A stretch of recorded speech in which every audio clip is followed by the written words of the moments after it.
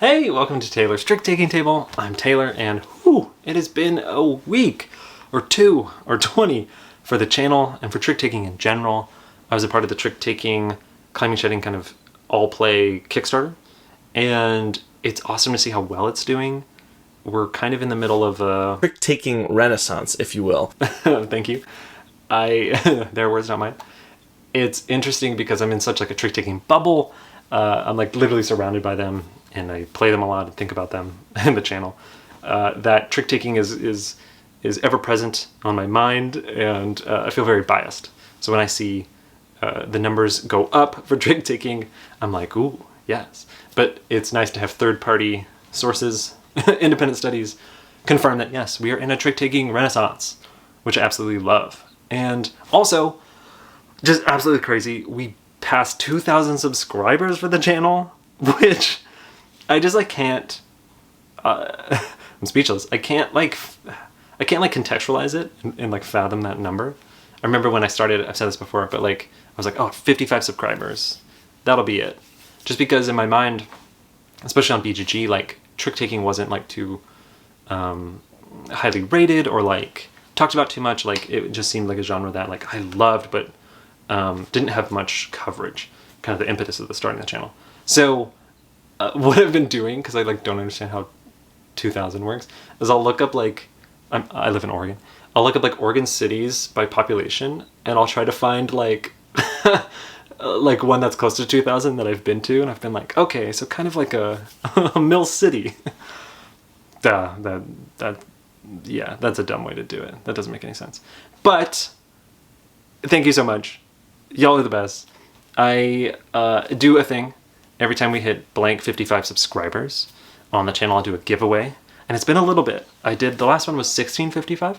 So for 1755, we're gonna give away one of the games we're covering today, which is Hachi Train by Toshiki Areo, who also did the other game we're doing, which is Toridori, I think is how you pronounce it.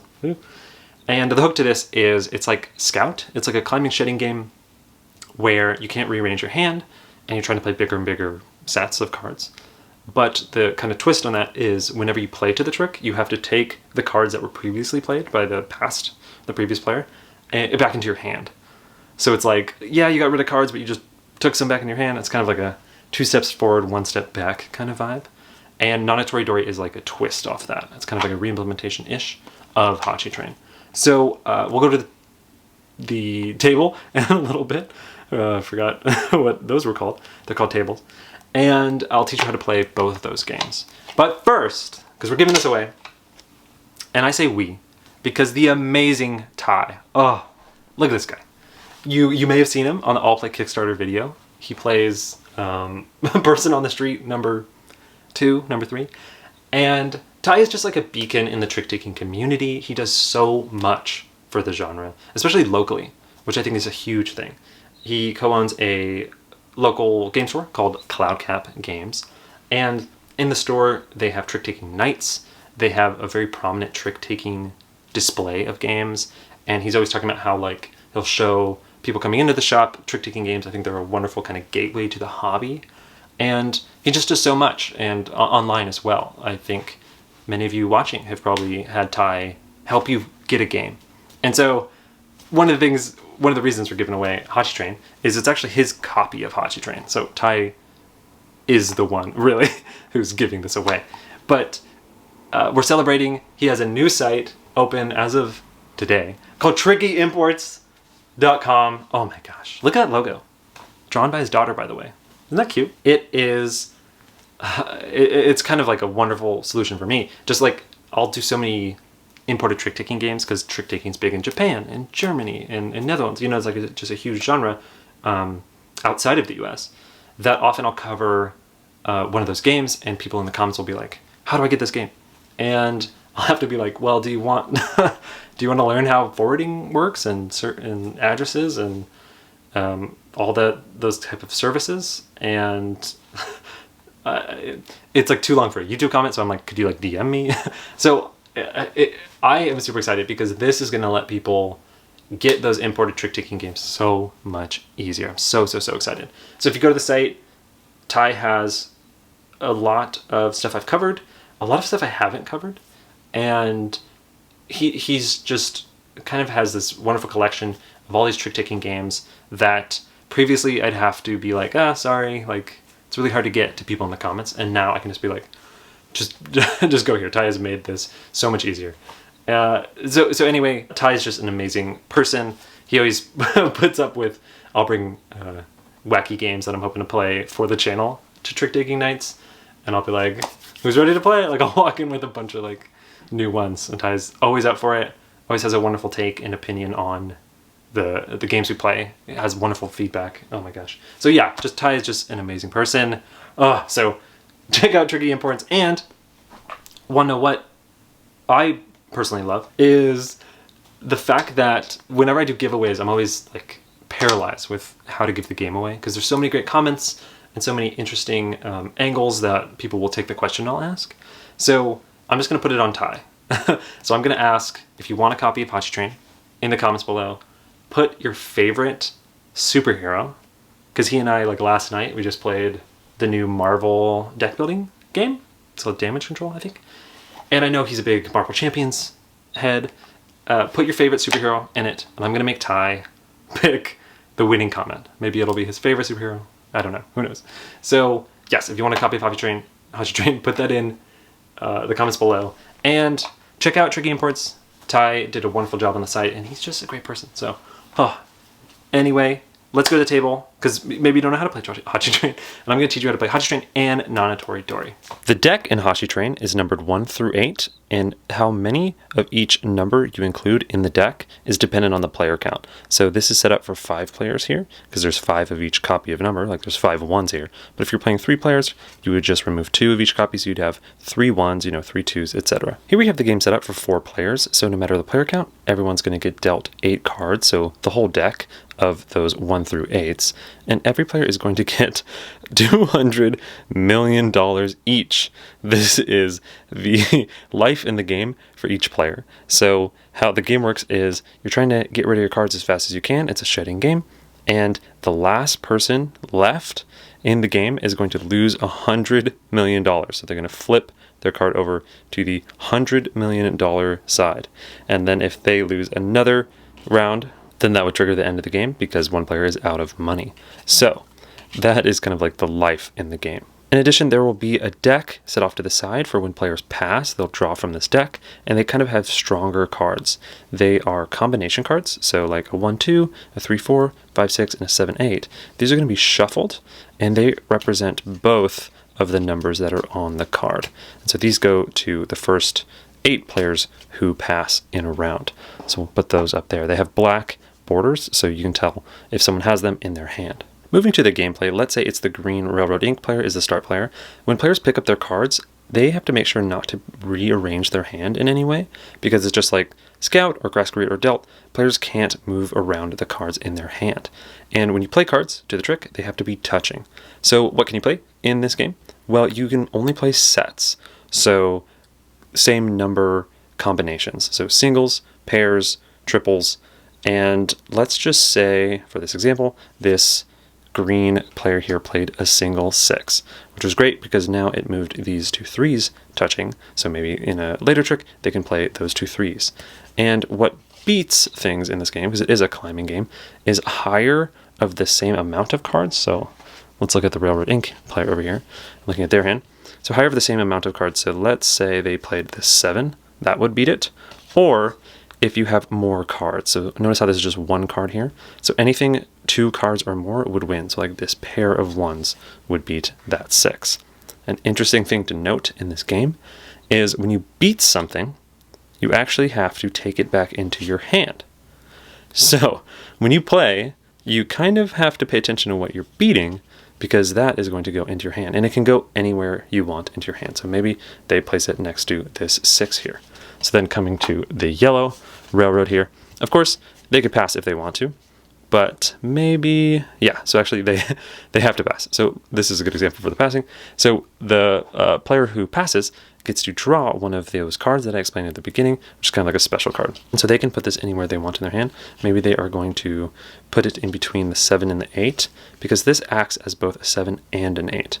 So then in the future, they can play this as a pair of 7s, or, you know, if they have this 4 out of the way, maybe, obviously they can't do this, but then maybe they could play this as a triple of 8s, you know, maybe in the future. So they're just going to pass, they drew a card, and then it moves to the blue player. So now they're looking at their hand, and they have to pass as well. Coming to green, they could beat the 2 1s with the 2 3s, but notice in their hand they don't have any 1s. So maybe they're thinking, well, I don't want to just like lose 2 3s just to get 2 1s, so I'm actually going to pass as well. So when it goes all the way around, let's put that there, and everyone's passed into the trick, this is actually when it wipes. So, or wipes as in the trick clears. So these would get discarded, and then this player would then lead to the trick. Later in this example, say it's the yellow person's turn, and just to prove a point here, if they wanted those 2 4s and they played, you know, these 2 7s, counts as 2 7s, they could take those 2 4s and they can put them anywhere in their hand. So looking at their hand here, they actually have a 4 there, but then also a 4 at the end of their hand. So if they wanted to, you know, they could put the 2 4s here as like a triplet, or they can split those if they wanted.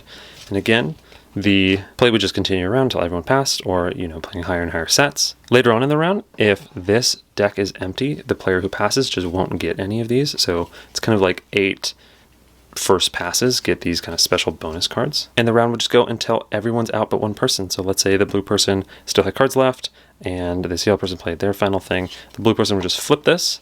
You would shuffle and redeal. You take out all the special cards into, you know, that deck again, reshuffle that as well, deal out 8 cards to each player, and then this person would lead. It's always whoever just lost their $100 million.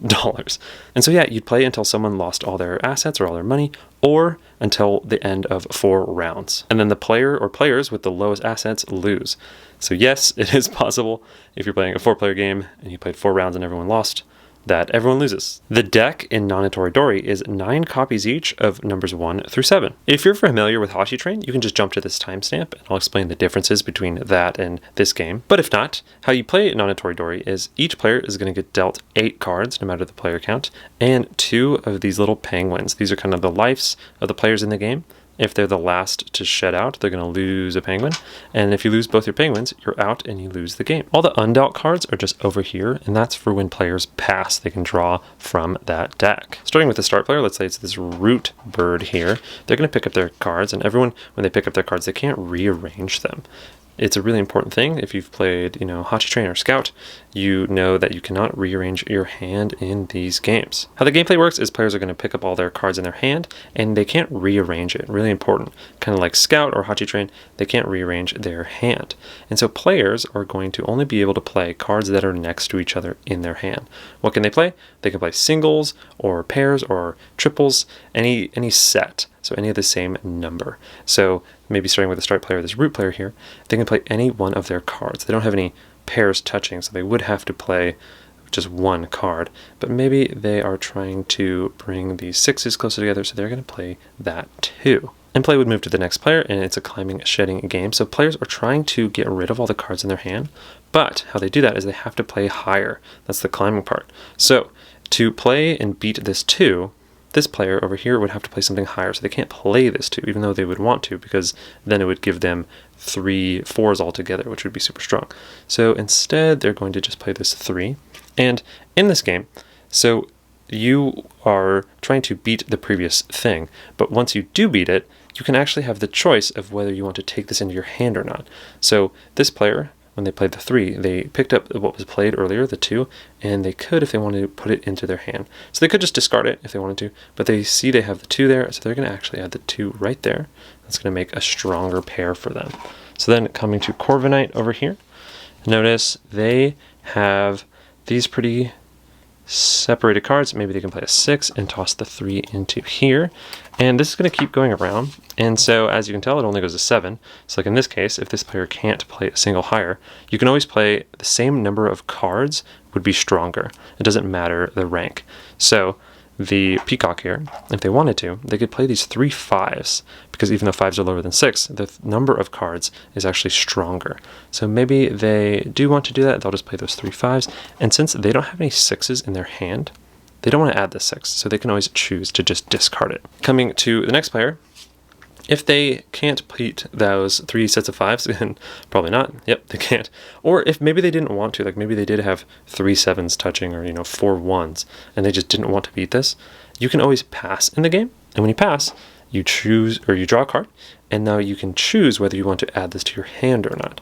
And let's say they do, because the 6s would then be stronger. But if they didn't want to, they could totally just discard it.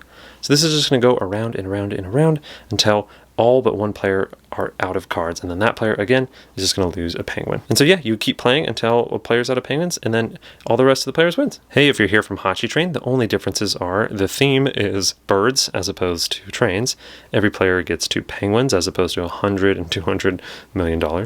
And the gameplay is still the same though. So if you want to beat a single, you play pairs or a higher single or whatever it may be.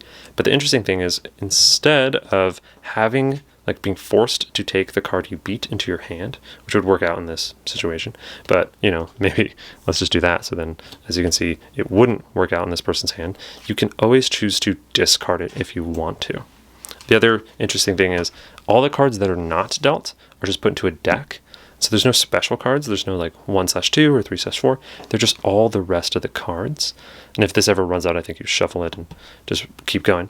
But when you pass, you draw from that deck, and you can choose to add this or not, which is also different from Hachi Train. So it's pretty much just Hachi Train, but you just get to choose, and then the deck makeup's just a little bit different. So that is Hachi Train and Nana Toridori. I'm filming in the morning right now, and I think you can hear some birds, which is fitting, because this means 7 bird something in Japanese. But first we're going to talk about Hachi Train, which means 8 trains, I think. First off, I love the fact that the lives in the game aren't just 2 lives or whatever they are. They're essentially money, and not only, sorry, every time I see it I crack up, not only a certain amount of money, but $200 million. And when you lose a life, you lose $100 million. I think that is one of the funniest things to me. I love when games have humor in them. I was thinking about this when Thinker and Themer covered a lot of abstracts in their collection, and they were talking about the game Devon, and it's an abstract game that has, I agree with Amy, there's some inherent humor to the game, and I love humor in general, and so it's really fun to see games have that humor in it. There's always jokes around the table where when you lose a life and you lose $100 million, oh no, woe is you, you only have $100 million left. Even though you just lost $100 million. So I think there's kind of a whimsy to the game, which I enjoy. I like the fact that early on you can choose to pass. The people who do pass, especially the first 8 passes, they get kind of a bonus, usually. It's not too often that you draw one of those number/number cards and it doesn't quite work with your hand at the start. So I find that the game has a good flexibility at the start, and then once it kind of gets down to brass tacks in the middle and near the end, and that extra deck kind of is depleted and players don't get anything when they pass, it gets a little bit more, end game. I like Hachi Train. I think there's the inevitable comparison to Scout, and I think it's a little bit of a lighter version of Scout. I think some people do prefer Hachi Train, and I think it's a little bit easier to teach. There's less points, and it's kind of simpler just to have those 2 lives. I totally get that. So it's a little bit more, I don't know if streamline's the right word, because I think Scout is a very smooth game. But there is something to be said about Hachi Train, just kind of getting out there, playing hot and fast. I do think, though, that not having runs in the game makes it definitely lighter than Scout. When you're scouting in the game Scout, you take a card and it could be part of a run, it could be part of sets or a single or whatever it may be, and there's some interesting choice there. I think the puzzle of not having your hand, or not being able to rearrange your hand, is more interesting in Scout because of that. because a number could be a part of a run or a set and stuff like that. Whereas in this game, since there's only sets, and because when you beat something you have to take it into your hand, it's a little more obvious what you want to do with cards previously played. I think for the most part, you only play and beat cards that match what you have left over in your hand. So like if I have 2 3s in my hand, I am wanting someone to play a 3 so I can play it and so I can beat it and then like add to it to my hand. Because I think otherwise it's a little bit suboptimal to just be adding random numbers to your hand. And so the game becomes a little obvious at times. And if players don't always better their hand when they play, like, you know, if you're playing something higher than what you're taking into your hand, but at least what you're taking into your hand boosts a set of cards that you have already. If you're not doing that, the game feels very like Circle the Drain. In fact, very often the first like play or two of this game, new players won't realize, oh, I can't just like keep beating random numbers that don't really fit with my hand. So, because I'll feel like I'm just like 2 steps forward, 1 step back, or 1 step forward, 1 step back, and you're just like slowly like circling and circling. And that passing is like a little bit more of an option in this game as opposed to Scout. That I feel like the game, it's not samey, but it feels a little obvious at times. So while I like Hachi Train, I think it's a good intro, maybe to Scout, and I think it's like it does feel different than Scout, and it has a good place. I don't know if it's as good as Scout. I think Delt and Scout are better than this personally, just because it lacks those runs. Sometimes has obvious plays of when you want to beat and when you don't want to beat. I think passing at the beginning to get one of those good cards and like making that early interesting decision is fun, but overall I think the puzzle of not sorting your hand is less interesting because it's all just sets. So like if I have 2 2s that are split up by a card in the middle, it's just kind of obvious what I want to do with that. As opposed to in Scout, it's like, oh well, maybe the card in the middle is a 4 and I'll put a 3 in there and now I have a run of 3, as opposed to like that 4 is always just blocking those 2s. So I like it. I like Hachi Train. I don't want to sound too poo-poo on it, but I definitely think it's a little bit of a simpler, a little bit of a more obvious game. Moving on to Toridori. This is like a simplified version of Hachi Train. So you have none of the special dual cards. You always just have a big deck that you'll draw. And then also when you draw, you can choose to not keep it. And also when you play, you can choose to not keep that. And it's interesting because when I heard that, I was like, oh, cool. So it's like Hachi Train, but with maybe a little bit less obvious things where you can actually like play when you don't care about what you're beating. But then it's a funny thing that I've noticed in development too, where you'll sometimes notice giving players more options doesn't actually add depth to the game or make it more interesting. It actually like makes the game more obvious in a weird way. I was developing a game and I was wondering like, oh, should it be may follow as opposed to must follow? Because then technically players can choose whatever card they want to play as opposed to just the specific card that was led, in the suit. And when I did that, I realized it was just like really obvious what you would do every single time it came to you. You would always just like dish out negative points to whoever, whatever game system this was.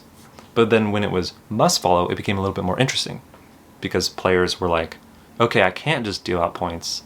I am restricted to these 2 cards, and it's like, do I win it or do I kind of like lose it? So it was interesting how giving players more restrictions could actually kind of lead to better gameplay and more interesting choices, as opposed to more choices where the choices, it's like a quantity versus quality almost in a way.